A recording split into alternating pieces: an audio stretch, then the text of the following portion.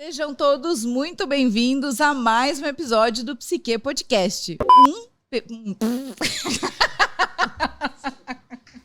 Oh, meu Deus.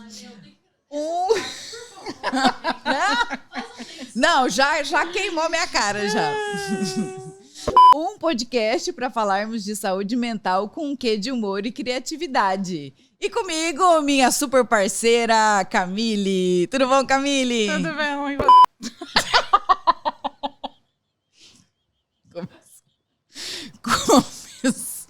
Ai, Senhor. Começamos 2024 com muito foco. Muito, sabendo falar muito bem.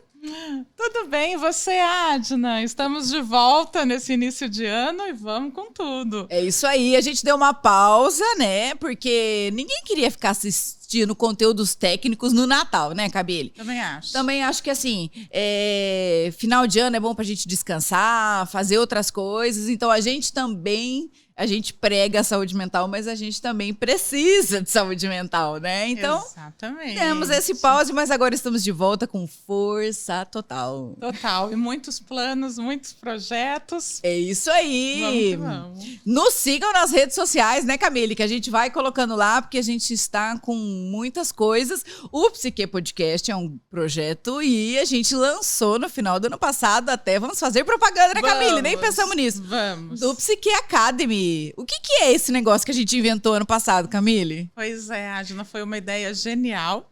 Nós gostamos muito de estudar, de passar nosso conhecimento e criamos o Psique Academy para trazer os cursos online, as mentorias para outros médicos recém-formados, psiquiatras recém-formados, quem quer trabalhar na saúde mental, psicólogos. E estamos construindo esse projeto. São grupos de mentoria, né, Adna, em que a gente faz os encontros para discussão de caso clínico, tira dúvidas, e tem também as aulas online uma vez por mês e os cursos online que vão ficando na plataforma. Isso aí. Então, gente, se alguém tiver interesse, depois entra podem entrar no nosso Instagram, mandem mensagem que a gente vai conversando com vocês. Achei que era legal da gente colocar, né? E aí, Camille, uma demanda que a gente tem visto na mentoria e a gente sabe da nossa prática clínica são os casos desafiadores de consultório. E eu acredito que o tema de hoje é um tema dificílimo. Muito. Então, muito. É um desafio para o psiquiatra. Hoje, nossa ideia é falarmos sobre o transtorno bipolar, né? Tão famoso, mas assim, com tanta fake news associada também, né? Muito preconceito. Muito preconceito. Então, nosso objetivo hoje, gente, é destrinchar o transtorno bipolar para que a gente consiga entender como funciona essa doença, entender as alterações cerebrais que ela causa e aí, num segundo momento, entender como é que a gente trata isso, né? Exatamente. Importante você falar isso porque o preconceito é muito grande e chega muitas vezes no nosso consultório o paciente falando assim, eu vim aqui porque eu sou bipolar. Eu já começo por aí a conversa, porque em primeiro lugar a gente não é bipolar. Perfeito. A gente tem o transtorno bipolar. E eu costumo não brincar, né? Na verdade, conversar com o paciente de que a doença não o define. Perfeito. A doença traz a ele características que não são deles, por isso a necessidade do tratamento, para a gente cuidar tudo aquilo que prejudica, que limita, que traz algum incômodo muitas vezes, mas principalmente o prejuízo, e trazê-lo de volta. Porque ele não é um bipolar, ele tem o transtorno bipolar que traz prejuízos para a vida dele. Maravilhosa, né? E é uma doença comum, Camille? Qual a prevalência do transtorno bipolar para a gente pensar na população em geral, assim? Pois é mais comum do que a gente imagina. Se a gente for pensar que atualmente gira em torno de 1% da população, falar 1% só, mas vamos pensar na população toda, a porcentagem é muito grande. Isso. Né? E eu acho que as consequências dessa doença traz números ainda muito maiores, né, Adna? Então, se a gente pensar, eu estava revendo alguns estudos esses dias e eu comecei a ver um pouco de número E fiquei assustada, a gente que tem aí há quanto tempo? Eu estava fazendo as contas, inclusive eu estou com 18 anos mais ou menos de formada, e assustador. Não, né? amiga, 18 anos de experiência. Isso é só na experiência, na CUTS, 2 anos. Isso, perfeito. O que vale a nossa idade interior, né? Nossa, nada a ver, tá? Muito coisa de velha falar isso, né? Muito, terrível. Agora eu falei minha idade. Enfim, mas eu estava vendo os números, voltando, né? Viajei aqui. Cerca até 55% dos pacientes com transtorno bipolar já tentaram suicídio. Gente, isso é muito. Muito. Então, se a gente pensar 55% do 1% de transtorno bipolar, olha quantos milhões de pacientes, de pessoas já tentaram suicídio por conta de sintomas, por conta de uma doença. Né? E assim, isso que você traz é importante para a gente entender que assim, o transtorno bipolar, ele é um transtorno muito grave, né? Então, quando você fala isso dos números, lógico, a tentativa de suicídio ou um suicídio efetivo, ele é muito maior, até 15 vezes maior no transtorno bipolar do que em outros transtornos, né? E a gente tem essa ideia, né? Não, quem tem ideação suicida tende a ser no transtorno depressivo. E não, né? O transtorno bipolar, ele é bem mais prevalente, né? E traz consequências não só em relação ao suicídio, mas mesmo que não haja uma ideação suicida, é uma doença muito grave, né? E quando a gente pensa 1%, eu sempre costumo fazer a seguinte analogia. Imagine no seu núcleo familiar, você tem 100 pessoas no seu núcleo familiar, com certeza, ou grandes chances de alguém no núcleo familiar ter esse diagnóstico, né? Ou de você conhecer amigos que tenham esse diagnóstico. Então, isso é próximo, não tem como, né? É uma doença que esbarra na gente e tem muito, como a gente falou, né? De muito preconceito e muita informação errada a respeito do transtorno bipolar. E, Camila, eu acho que uma coisa legal da gente pensar, assim, o transtorno bipolar, como que funciona na nossa cabeça? Isso é algo assim que a pessoa consegue controlar, ela só é impulsiva, é só ela aprender a se controlar. Como que funciona isso no nosso cérebro? Pois é. Cadê o botão? Isso. É só você ficar bem. Simples assim. Isso. Por que você fica tão irritada? Por que você é tão impulsiva? Pensa antes de fazer. Exato! Você vê que eu escuto isso todos os dias no consultório. Exatamente. Não é? Eu, até antes de responder sua pergunta, lembrei de um adolescente que eu atendo, que tem, né, um quadro de impulsividade muito grande, e ele fica extremamente agressivo. E teve um dia que ele começou a chorar, olhou para a mãe dele e falou: mãe, me ajuda, eu não quero ser assim. Ai, gente. Então, como que a gente fala que dá para controlar? Não dá. Não dá. É químico. Em primeiro lugar, a gente tem que pensar que é uma condição genética. Perfeito. Então, a gente tem que ter a predisposição genética. Tem uma piada péssima, macabra, mas que traduz uma verdade. Porque dizem assim que você ter um transtorno psiquiátrico não é para quem quer, é para quem pode. Isso aí. Horrível. Mas é verdade. Se você não tem genética para isso, nenhum estressor vai abrir. Isso mesmo. Não é? Até tem um estudo que eu acho muito legal, Adna, que você já deve ter visto, que ele faz um estudo sobre um transtorno de estresse pós-traumático com sobreviventes de guerra. E o que ele traz? Qual que é a base? É fazer a comprovação genética da doença. Então, ele coloca pessoas que foram para a guerra em 2 grupos diferentes. Os grupos que foram para a guerra e não desenvolveram nada, e o grupo que foi para a guerra e desenvolveu o transtorno de estresse pós-traumático. Então, foi nessa tentativa de comprovar a genética, a predisposição genética. E é legal, quando a gente vai falar em genética, existe uma penetrância genética também, né?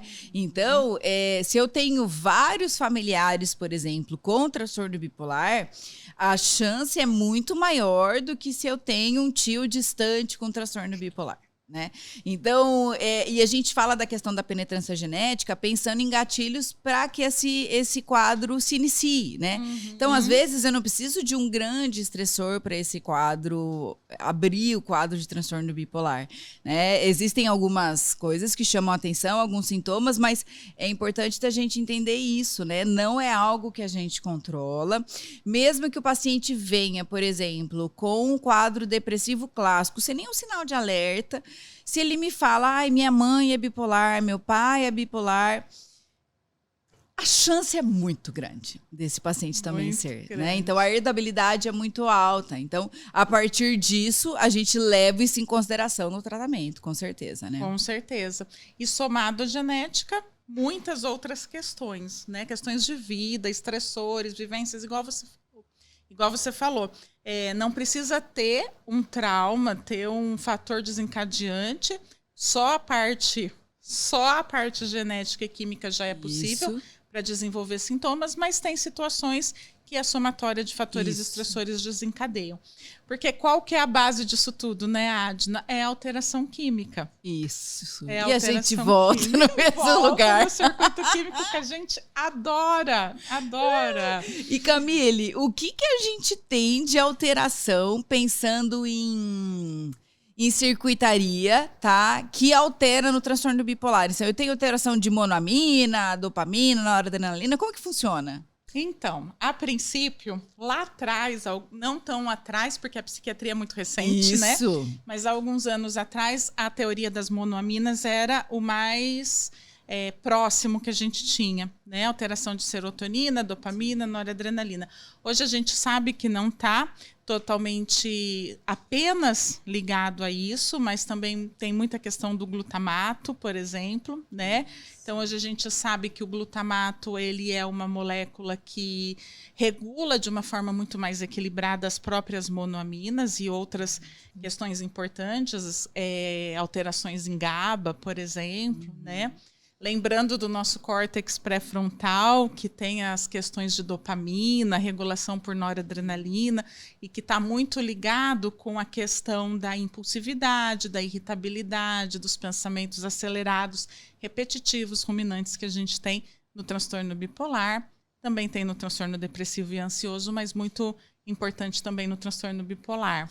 E é legal da gente pensar isso, porque essa ideia das monoaminas, é claro que assim, essa teoria veio e fez a gente entender muita coisa. Mas hoje a gente entende que essa teoria ela não responde tudo, né? Tanto que, vamos pensar, até num quadro depressivo puramente, né? Se a gente pensasse só na questão das monoaminas, o antidepressivo ele já vai aumentar na fenda sináptica a minha serotonina, a noradrenalina, e isso não faz mudar o quadro clínico de cara desse paciente, né? Exatamente. Então, é muito legal quando você vai pensar no glutamato e as repercussões que a jusante dele acontece. Ai, adorei! É isso mesmo? Né? E aí, é por isso que eu acho que é tão mais rica, né? Essas novas teorias que têm surgido mesmo. E isso muda o nosso jeito de tratar, de olhar para esse paciente. Muito legal. Com certeza. Tem muita coisa interessante que a gente vai falar na parte do tratamento, né? Isso dentro aí. Desse circuito químico e do modo de tratar. Até você comentou um pouquinho, a gente estava falando uma questão dos números e das consequências. Vou voltar um pouquinho atrás, que legal. Eu lembrei de uma questão que eu acho muito importante, que tem a ver até com o próprio preconceito. A gente falando dos números, além das consequências que a gente estava comentando sobre o risco de suicídio aumentado no transtorno bipolar, o próprio transtorno aumenta em si a chance de outras doenças. Então, por exemplo, as doenças cardiovasculares, elas podem estar 4 vezes aumentadas, a maior incidência do que na população em geral. Então, a frescura, o preconceito, o mudar porque quer, o controle, aumenta até o risco de doenças cardiovasculares, pulmonares, diabetes, enfim. E isso é uma coisa legal, porque assim, antes a gente até pensava que isso era consequência das medicações, né? Porque a gente sabe que algumas medicações para a estabilização do transtorno bipolar podem predispor a uma síndrome metabólica. Mas não, hoje a gente entende que a própria fisiopatologia da doença aumenta o risco cardiovascular. Tanto que a taxa de mortalidade dos nossos pacientes com transtorno bipolar é muito alta. Muito alta. Então, a gente tem uma perda de anos de vida grande, né? Então, e também, fora a questão das doenças cardiovasculares, também tem aumento de incidência de câncer e outras doenças relacionadas também a processos inflamatórios, né? Porque a gente entende que tem um processo inflamatório associado ao quadro, né? Isso eu acho muito interessante, Adna, de ter essa questão do processo inflamatório e o quanto isso é importante no desenvolvimento e na manutenção do transtorno mental como um todo. Isso. E no transtorno bipolar, como isso é prevalente, né? E quanto está intenso.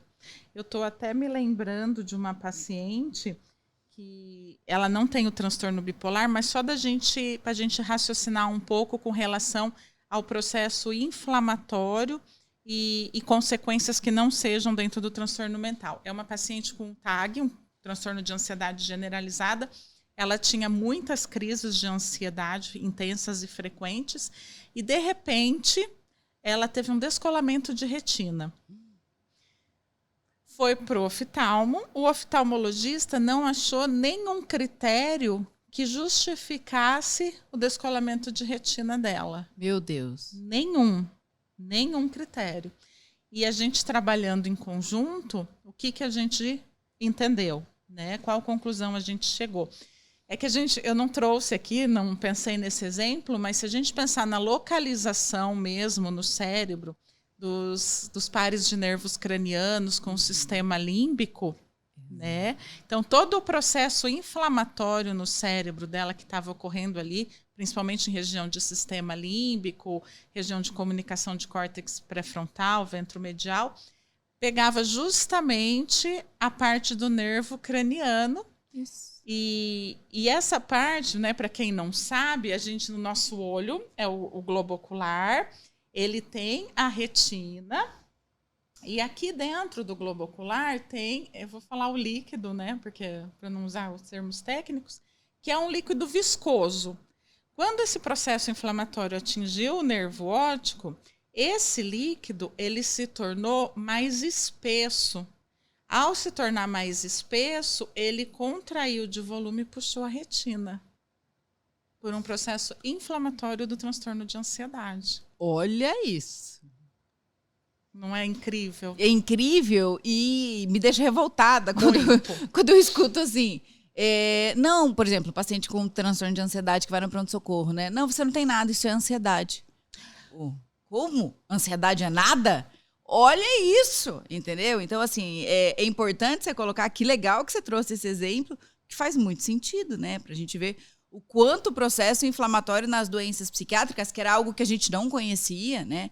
É fundamental, até como é que a gente não usa isso na prática clínica, por exemplo, dosagem de interleucinas, inflamatórias e tal, uma questão de custo. Mas o próprio PCR, que é uma prova inflamatória, a gente pode usar como critério de melhora, né? A gente vê o PCR caindo quando o paciente começa a melhorar clinicamente. Então, assim, isso é interessante de colocar. Que legal que você trouxe esse exemplo. Interessante, né? E até esse fator, falando em número de novo, quanto maior o PCR, é um preditor de uma resposta pior ao tratamento, né? Isso é muito triste. Nossa, esses dias eu peguei um PCR de 6, né? Aí eu olhei, me deu uma tristeza, assim. Falei, gente, mas que PCR alto? O paciente não tem sintomatologia nenhuma para outras coisas, né? Então, assim, já sabe que PCR acima de 1 já vai ser um preditor ruim. Já. E quanto mais acima disso, né? É muito sério, né? Pra gente ver que isso é uma coisa palpável, né? As pessoas acham, psiquiatria é tudo achismo, não tem exame. Não, não é bem assim que funciona. Simples assim, né? Isso. Vamos tratar simples, é psiquiatra. Gente, uma revolta. Preciso Lá vem. falar isso. Inclusive, é de uma paciente com transtorno bipolar. A paciente chegou para mim com transtorno bipolar, até faz um parênteses aí, roubando um pouquinho do tratamento. totalmente tratada errada, né? O transtorno bipolar, para variar, com um monte de antidepressivo em subdose, então uma associação de vários antidepressivos, todos em subdose, e uma paciente com transtorno bipolar. Ela chegou com o esposo. Vi que estava tudo errado, inclusive um transtorno bipolar associado a uma insônia grave, nós também vamos falar sobre insônia em um episódio, né? E arrumei a medicação dela. Ela voltou 30 dias depois, ela estava ótima. O marido dela virou e falou assim, se eu soubesse que era só fazer isso, eu não tinha pagado a consulta. Não. Eu juro. Que você teve que escutar isso. E você não gastou seu réu primário? Eu falei, verdade. Você poderia ter feito. Isso. Gente. Juro que ele falou isso pra mim. Você vê que, assim, isso mostra, escancara o tamanho do preconceito, né? Meu irmão, que sempre dá esse exemplo, assim... eu não lembro direito como era a história, mas... ninguém conseguia consertar o carro, não sei o que. Aí foi lá um fulano e deu uma martelada, o carro funcionou. Aí ele cobrou um valor, para esse conserto, R$5.000, sei lá, vamos dar de exemplo. Mas você só deu uma martelada. Eu falei, então, mas para eu saber que seria só uma martelada, eu tinha que conhecer de tudo, né? Então, o raciocínio clínico nosso por trás, a bagagem, é muito grande. E aí eu vou aproveitar esse parênteses e vou colocar um outro desabafo, que nós, enquanto médicas, e assim, eu e você que temos também essa característica de adorar estudar, né? A gente não pode passar 100% do nosso tempo de trabalho sentado no consultório atendendo. Então, assim, você sabia exatamente o que fazer, porque com certeza você passou muito tempo estudando e ainda passa, né? Então, o quanto é importante a gente estar em movimento e estudando, né? Para dar só para fazer isso, entendeu? E aí essa a paciente pequena melhorar. Mudança. Isso, só fazer um diagnóstico correto, um tratamento adequado, entendeu? Simples assim. Adequar a medicação, diminuir a quantidade de medicação, mas colocar em dose adequada e a paciente atingir a estabilidade. Só isso. Só isso, gente. Olha que absurdo. Enfim, digno de revolta. Né? Retomando, até perdi onde a gente tá. Vou fazer uma pergunta para você que eu não tinha feito, assim, mas quando a gente tá falando do transtorno bipolar, mas assim, ele é uma doença só, porque eu já ouvi falar sobre transtorno bipolar tipo 1, tipo 2, como que é isso? O que diferencia, por exemplo, o transtorno bipolar de uma depressão pura e simples? Boa pergunta. Boa pergunta, complexa e muitas vezes difícil na prática clínica a gente conseguir diferenciar, né? Então, assim, o transtorno bipolar, ele tem que ser caracterizado por episódios de mania, né? Então, assim, tem várias características, um episódio de mania, né? Uma energia aumentada, uma euforia. A gente costuma perguntar se o paciente chega a ficar extremamente feliz, que incomoda as pessoas, que chama a atenção, se coloca em perigo, uma impulsividade aumentada, uma necessidade menor de sono. Enfim, várias características... vários critérios caracterizam a mania. Então, no transtorno bipolar, a gente tem que ter os episódios de mania. No transtorno bipolar do tipo 2, pelo menos episódios de hipomania. Perfeito. Né? Que são episódios menos intensos de mania. Lembrando que é um grande desafio que muitas vezes a gente tem um transtorno bipolar e não fica claro um episódio de mania ao longo da vida. Isso. Geralmente porque quem está em mania não vai procurar médico, né? Grande parte das vezes, principalmente se for uma hipomania. Nossa, com certeza. É muito deve ser difícil. Uma delícia ficar em hipomania. Lógico. Imagina, eu pergunto pro paciente, será que se sentiu assim a Mulher Maravilha, o Super-Homem em algum momento, assim, aquela sensação de bem-estar absurda? Porque deve ser delicioso, né? E aí, assim, a hipomania, como é mais achatada a intensidade desses sintomas, eu acho que uma mania franca, assim, né? Na maior parte das vezes a gente consegue perceber, porque a pessoa fica muito exagerada, falando igual um rádio.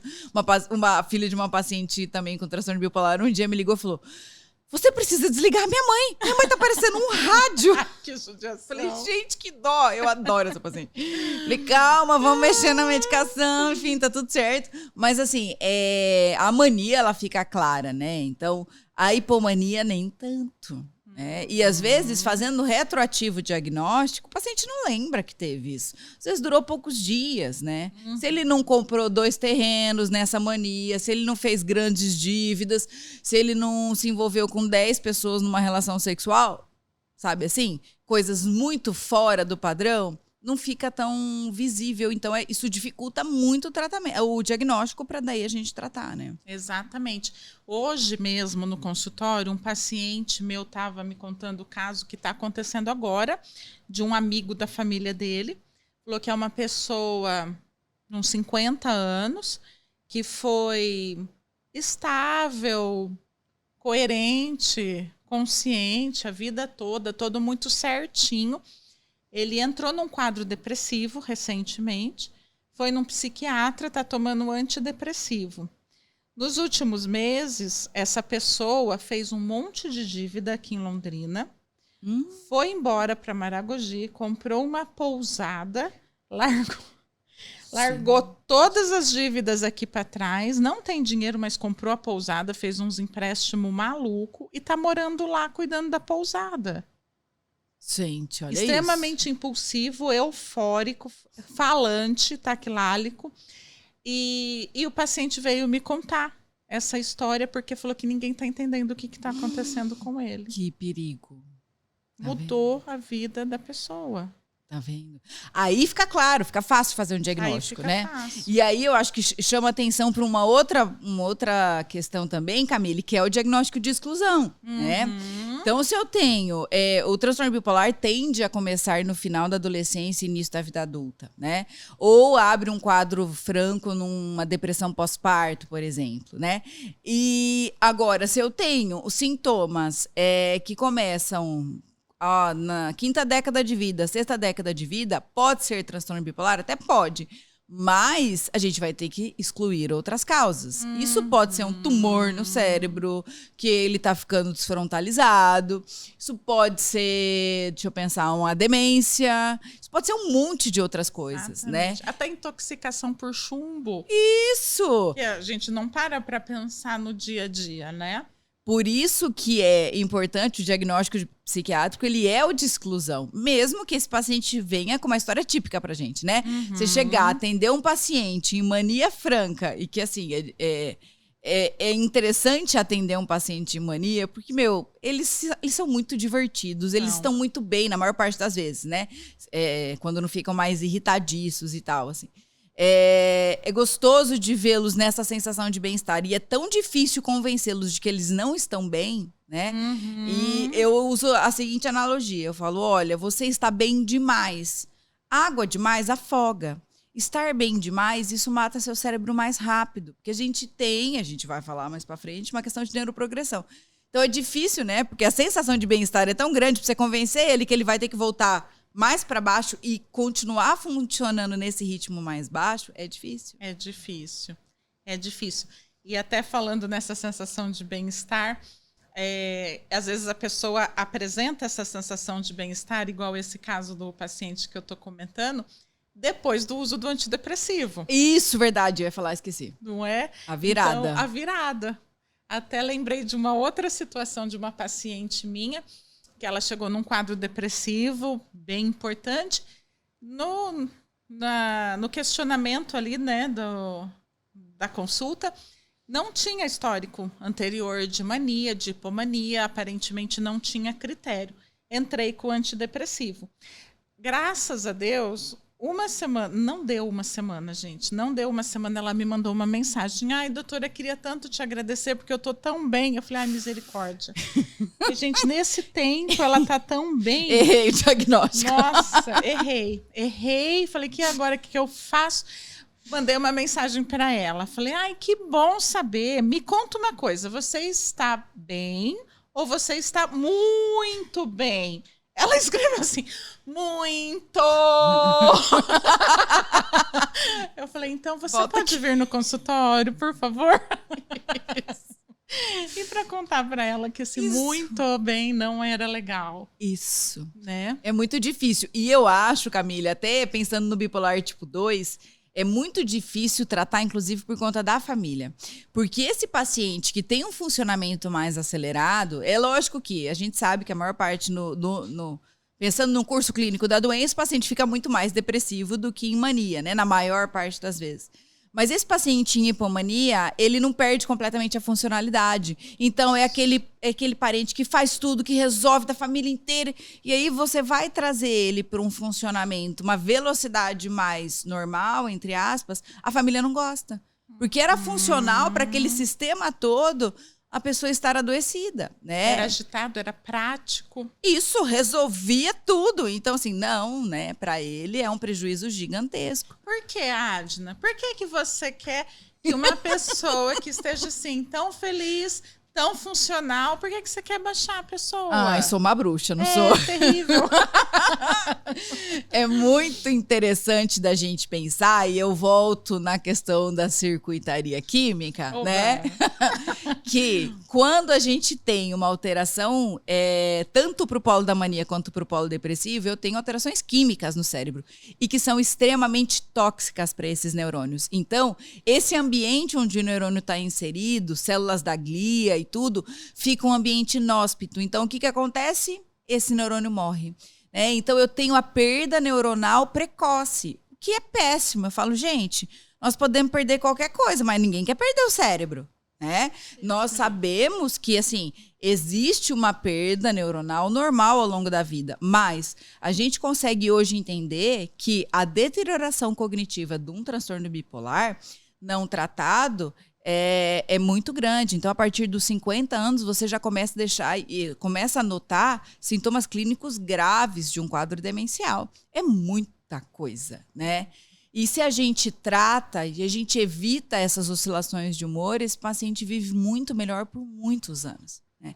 Então, eu falo sempre para os pacientes, eu prefiro, ao invés de você viver nessa vida louca de sprint, dando sprint de 100 metros rasos, é a gente entender que a vida é uma maratona.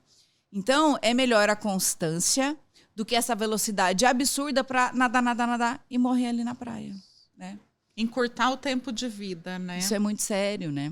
E a gente sabia disso, isso era muito claro na esquizofrenia, né? Porque é lógico que a velocidade de deterioração é muito maior na esquizofrenia, mas a gente vê esse declínio cognitivo no transtorno bipolar. Então, eu falo que, assim, a gente precisa correr contra o tempo para estabilizar esse paciente. Então, eu não sou bruxa. Não, pelo contrário. Agora sim, agora eu fiquei tranquila. E falando de novo de número com relação à questão cognitiva, essa parte que você citou do declínio cognitivo, ele é tão importante em qualquer transtorno mental, né? Mas no transtorno bipolar é muito intenso, prejudica muito. 50% dos pacientes, após a melhora, vamos colocar da parte emocional dos sintomas clínicos, 50% desses pacientes se mantêm com prejuízo cognitivo. Olha isso. Tanto que a gente classifica em estadiamento, né?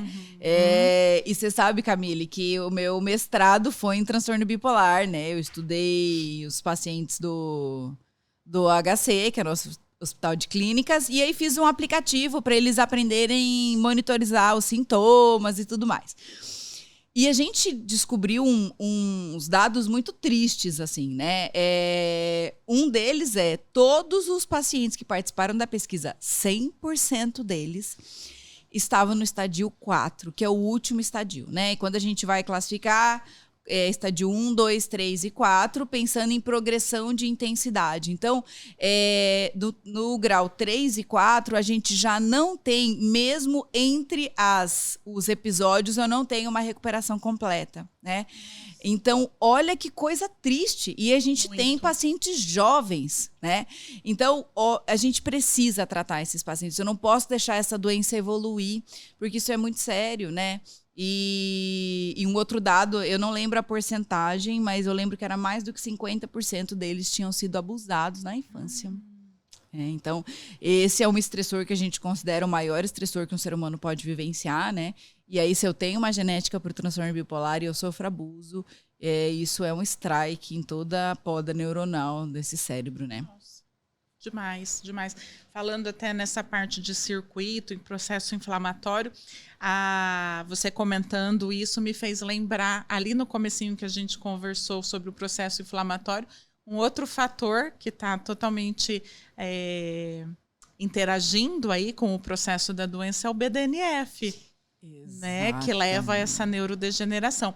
Para quem não sabe, né, o BDNF é um fator de crescimento neuronal. Ele recruta células para se diferenciarem, porque todo aquele processo de que o cérebro não se regenera, as células do cérebro não podem ser substituídas, a gente sabe que hoje é diferente, né? A gente entende isso. Exato. E o BDNF é um fator que está bastante prejudicado no transtorno afetivo bipolar, o que leva a uma maior incidência do prejuízo cognitivo e até dos casos de demência. Exatamente. Ao longo do tempo. E assim, eu brinco, né, que o BDNF é o nosso adubo do cérebro. Assim, a gente precisa que ele ajude esse cérebro a se restituir, né? Uma outra medicação que a gente gosta muito eu vou dar spoiler, né? Do episódio de tratamento é o lítio, né? Que ajuda muito a contrabalancear essa perda cognitiva, né? Exatamente. Mas aí a gente deixa para os próximos capítulos, isso, né? Vamos dar aquele gostinho. Isso. Camille, vamos falar um pouco, eu pensei, da gente, assim, especificar mesmo como seria, a gente falou bastante da mania, como seria a sintomatologia de um paciente num quadro depressivo, do transtorno bipolar e um episódio misto? Né? Eu acho que é legal da gente falar disso, porque um paciente depressivo, se eu chego no consultório, tem alguma característica que pode me chamar a atenção, talvez, para ser um depressivo ligado ao transtorno bipolar? Sim, tem bastante diferenciação, né? Não bastante, não é tão claro assim, isso, né? No livro é lindo. Não é tão específico assim. Mas, por exemplo, uma depressão mais melancólica, né? A gente sabe que tem uma característica que fala um pouquinho mais a favor de um transtorno bipolar. Você falou, né, numa depressão pós-parto, então a gente já tem que ficar atento. Abrir o quadro numa depressão pós-parto. Vamos prestar atenção. Uma depressão de início mais precoce. Então, começou uma depressão ali na infância, na adolescência, já é algo que chama um pouquinho mais atenção. Os quadros mistos, não sei se... Eu pulei rápido aí, gente. Tem mais coisa. A gente come mais ou menos na depressão. A pessoa tá ansiosa para falar do quadro misto, porque é o mais difícil. Ai, meu Deus. Não, mas uma analogia que eu costumo usar com o episódio depressivo no transtorno bipolar é a tristeza do Divertidamente. Isso. Que é não é uma energia. Eu adoro a cena da tristeza deitada, ela só levanta o pezinho assim para alegria arrastar ela. É isso. Esse é o bipolar em fase depressiva. Extremamente enérgico, tudo é muito difícil.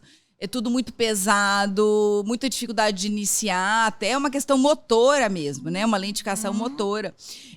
Gosta de comer mais, então geralmente a gente tem uma hiperfagia, né? Uma hipersonia, então ele adora dormir um monte.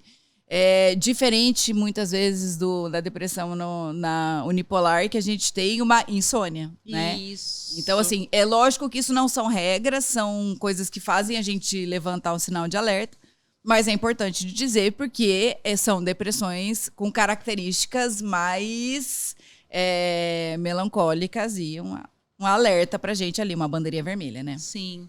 E eu acho que é interessante também a gente pensar nisso que você está falando, que normalmente na depressão bipolar, essa depressão ela acontece de uma forma mais intensa, mais rápida. Então, pela ciclagem, né? Isso. A oscilação.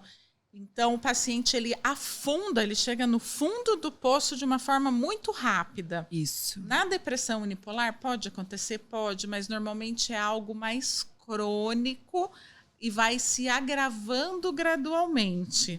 Né? Então, acho que isso é legal da gente avaliar. Por isso, a importância do tempo também, a gente poder questionar quanto tempo dura, quanto tempo faz que iniciaram os sintomas, quanto tempo percebe que tem piorado os sintomas, ele poder graduar. Isso também ajuda a gente no diagnóstico diferencial. E uma coisa que é legal disso que você falou é muitas vezes um paciente que já tem uma psicoeducação adequada, ele sabe que a mania, depois da mania vem a depressão grave. Sim. Então, assim, muitos já ficam angustiados porque já sabem que depois vão deprimir, né?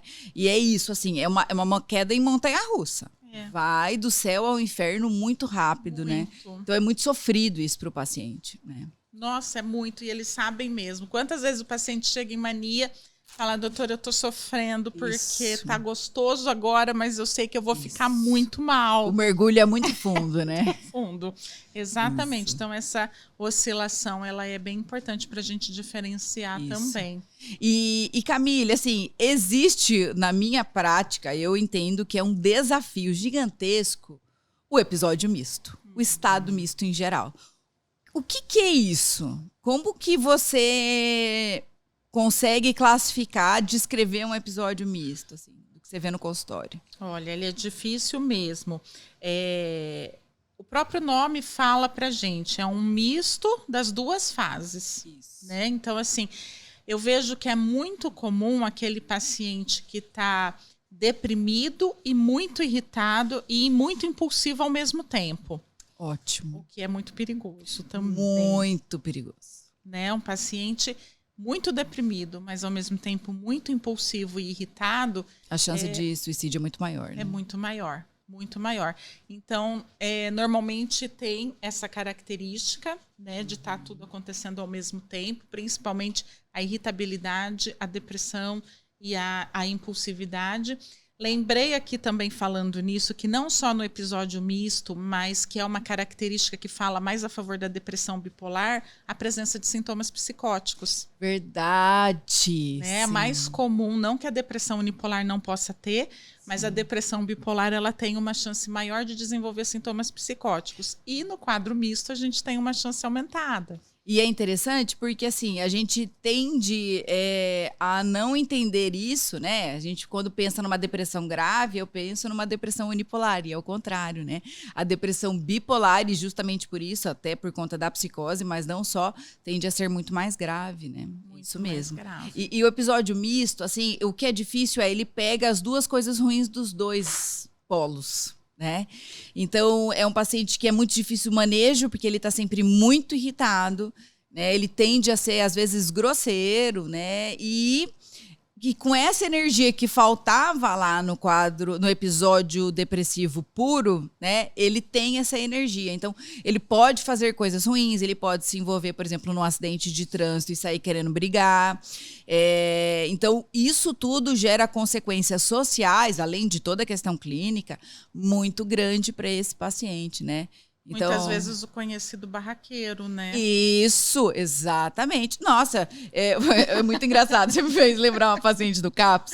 Gente, ela dava porrada em todo mundo. E ela era pequenininha, assim, ó, mas a bicha era arretada. E eu lembro que ela vinha, quando ela vinha na consulta, e aí eu fui, óbvio, né, segurando, vamos ali, ácido valproico, não sei o quê. E ela voltou assim e falou, nossa, doutora, eu tô mal na fita. Eu falei, por quê? Não bati em ninguém nesses últimos 2 meses. Graças a Deus. Falei, obrigada, senhor. Mas é isso, né? Então pode ser um barraqueiro, não só o barraqueiro de ser agressivo, mas aquele barraqueiro que é um intolerante, né? Então ele não dá conta da mínima frustração e isso pode gerar uma agitação, inquietação psicomotora e que pode causar problemas mais graves, né? Legal. Com certeza. Maravilhoso. Com certeza. E você falando dessas características, eu não sei se você quer falar alguma coisa mais da parte mista, mas eu me lembrei, que acho que é importante a gente conversar também, das comorbidades. Mas era isso que eu ia falar! Muito bom! É a transmissão de pensamento. Porque é muito, muito, muito comum. Eu adoro o número, vou trazer de novo. Cerca de 70% a 75% dos pacientes com transtorno bipolar têm uma comorbidade.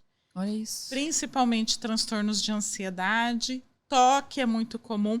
Adna, fala pra mim qual é o arrepio pra gente tentar tratar. Toque com transtorno bipolar. Da minha visão hoje, é o maior desafio na prática clínica. Que difícil. A gente podia fazer um episódio só disso, né? Vamos. Vamos, gostei. Eu também topo. Muito bom, isso. E assim, uma grande uma comorbidade muito comum é o abuso de substâncias. Né? Então, como eu tenho essa impulsividade e, por exemplo, num quadro de mania, eu tenho uma avaliação de risco prejudicada, esse paciente tende a passar, extrapolar as bordas com muito mais facilidade, né? E aí o abuso de substância, dependência de substâncias ilícitas, e isso dificulta muito o nosso diagnóstico, porque muitas vezes esse paciente ele vem sob o uso dessa substância há muitos anos, né? E aí fica difícil para a gente avaliar até o que é do transtorno por abuso de substâncias ou do transtorno bipolar, né? Não sei como é que é a sua prática. Exatamente isso. E vamos lembrar um pouquinho do circuito químico de novo, por que está tão associado, além da parte genética, associado ao abuso de substâncias e essa impulsividade. Então, se a gente lembrar, que conversamos um pouquinho quando falamos do circuito químico, da dopamina de córtex pré-frontal, então a dopamina é o nosso freio. Isso. Né? Eu costumo dizer que ela é nosso freio e ela é nosso divisor de águas do certo e errado, adequado e inadequado. Ela faz esse controle. No transtorno nosso julgamento moral. Isso mesmo. No transtorno bipolar, a gente tem alteração dessa parte química de córtex pré-frontal. Isso leva a uma maior impulsividade. Perfeito. A impulsividade pode levar a um aumento do abuso de drogas e a própria alteração de dopamina faz o abuso de droga ser tão difícil de controlar tratar. E de tratar. Lógico, né? Porque querendo ou não, mesmo sem o paciente saber, ele está tratando, ele está aumentando a dopamina naquela região, entendeu? De um jeito completamente errático, é lógico, a gente sabe disso, mas por isso que é tão difícil de conseguir tirar isso também, né? Exatamente. É uma busca por melhora, tanto que muitas vezes eles vêm e dizem, olha, eu fico bem só sob o uso de substâncias, principalmente cannabis e até cocaína é muito comum, né? Então, é muito difícil de tratar essa comorbidade. Muito por toda essa questão química. Isso. E que outras comorbidades você nota? Então, tem o TDAH. Muito comum e também um diagnóstico muito difícil. Eu costumo dizer para os pacientes, porque muitas vezes eles chegam no nosso consultório, deve ser assim no seu também, Adna.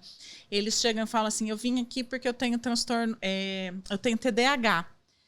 Como se fosse só isso, eu quero tomar uma lisdexanfetamina, metilfenidato. Eu quero tomar essa medicação. Eles chegam assim, isso. Eu fiz o teste na internet. Isso. Deu que eu tenho TDAH. E eu vou usar o nome comercial Venvance. Isso. E aí, o que você faz com essa benção? Tá rindo de nervoso. Hoje eu atendi uma pessoa que chegou assim pra mim, exatamente. Eu só preciso do sonho. É só isso, Camille. Chegou com os testes da internet. E falou o nome da medicação. Aí você chorindo disse, calma, a gente tem que avaliar outras coisas.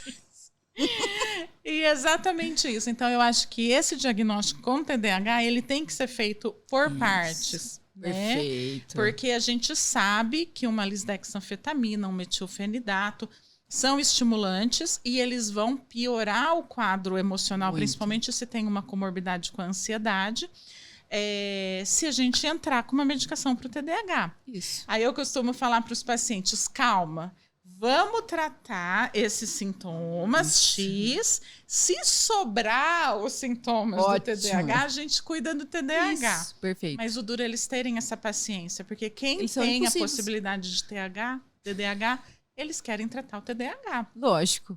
Né? E a gente entende isso, lógico, causa um prejuízo e tudo mais, mas é muito difícil da gente... Eu digo que, assim... Alguns sintomas, eles funcionam como neblina. Então, eles impedem que a gente avalie ali na frente. Então, por exemplo, a impulsividade. Se você vê um paciente impulsivo, ele pode ser... Aí você começa a puxar as flechinhas. Ele pode ser TDAH, ele pode ter um transtorno bipolar, ele pode ter um transtorno de personalidade. Muitas coisas podem gerar uma alteração e fazer esse paciente ser impulsivo. Então, por isso que a gente brinca do teste da internet, que a internet vai perguntar, você é impulsivo? Ele vai colocar sim. Pronto. Sou eu. E não necessariamente, né? Até uma outra comorbidade que eu acho que está muito ligada ao TDAH também são os transtornos alimentares, né? Isso. Que também está ligada à questão do controle de impulso, né? E que eu posso ter, a gente sabe que na população de pacientes que têm transtorno bipolar, eu tenho aumentado os transtornos alimentares. Principalmente os que têm, por exemplo, a bulimia, né? Principalmente, e transtorno de compulsão alimentar periódico, né? Que é essa impulsividade aumentada, essa dificuldade de regulação. E isso pode trazer outras consequências. Então, a gente vai pensar um combo que chega no consultório, um paciente que chega com quadro de obesidade, com diagnóstico de transtorno bipolar, uma bulimia, um transtorno de compulsão alimentar periódico. E aí eu tenho essa síndrome metabólica. Eu não sei se foi o transtorno bipolar que predispôs a síndrome metabólica, se foi isso, mais um tratamento inadequado que ele fez, mais um transtorno alimentar. Então, olha como é complexo o raciocínio clínico para você só fazer isso e conseguir fazer esse paciente melhorar, né? Então, não podemos... O Dr. Eber sempre falava isso pra gente, né? Você fez um diagnóstico, você tem que pensar em 10 outras hipóteses diagnósticas, né? Não é? Por que isso? Então, senão a gente come bola de diagnósticos que podem ser muito importantes e vão mudar o tratamento desse paciente, né? Exatamente, muda todo o tratamento e toda a resposta ao tratamento, né? Mesmo porque o paciente com transtorno bipolar, muitas vezes ele tem o transtorno alimentar decorrente de todo esse processo de tratamento. Sim, né? Importantíssimo. Não necessariamente isso. Dentro do contexto primário da doença. Exatamente. Né? Dependendo do tratamento que a gente orientar, que a gente direcionar, a gente vai estar prejudicando ainda mais esse transtorno alimentar. Então, tudo isso é muito importante. É um desafio, né? Muito. Mas olha, nós falamos, hein? Nossa, e teria muito mais coisas, né? Como eu disse, eu me empolgo, né, Adna? Não, mas eu acho que é isso. Eu acho que é importante trazer, né? Quando a gente vai ler no DSM, o manual, os diagnósticos, os sintomas e tudo, além disso, trazer essa prática, né? Porque a prática ela é muito desafiadora e eu entendo que o transtorno bipolar ele é extremamente complexo, né? Tanto que a gente separou em alguns episódios, porque não dá pra falar tudo num dia só. Mas eu acho que era isso, né, Camille? Mais alguma coisa? Não, acho que é isso mesmo. Teria muito mais, mas acho que por hoje tá tranquilo. É só. Então tá ótimo. Até o próximo episódio. Até.